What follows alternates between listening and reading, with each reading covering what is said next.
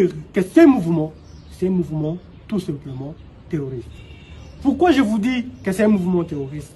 Parce que vous avez vu, moi et vous, les atrocités commises par ces mouvements rebelles au village Nkana, au village Nkumankero et à certains villages le long du fleuve Congo où les femmes ont été non seulement violées, mais décapitées, où le corps humain a été morcelé tout simplement.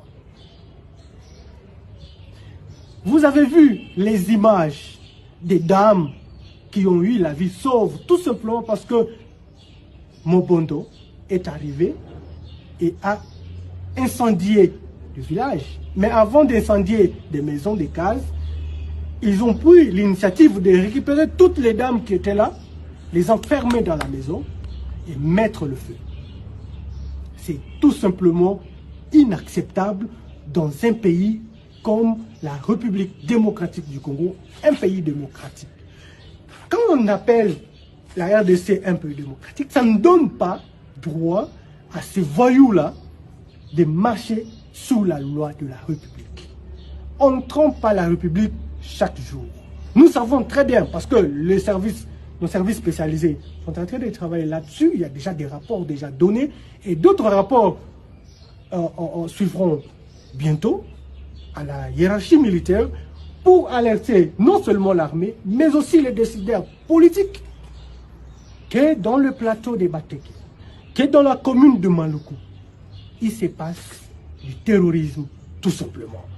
Et que tous ceux qui ont de belles paroles auprès du président de la République, auprès des autorités compétentes, c'est du flou. Je vous dis aujourd'hui, sans mâcher les mots, que c'est du flou. Nous avons des preuves et ce que nous venons de vous montrer, c'est tout simplement l'échantillon de ce qui se prépare dans cette partie de la République démocratique du Congo.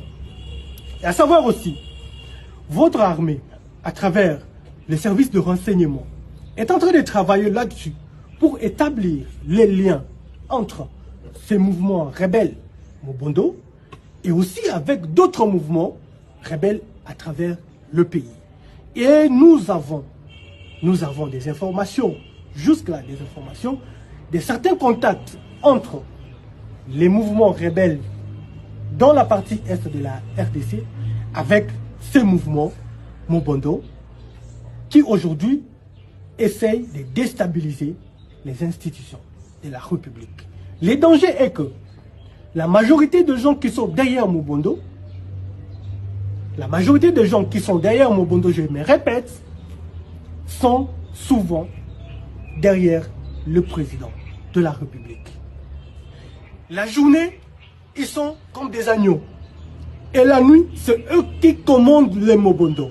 Parce que les capteurs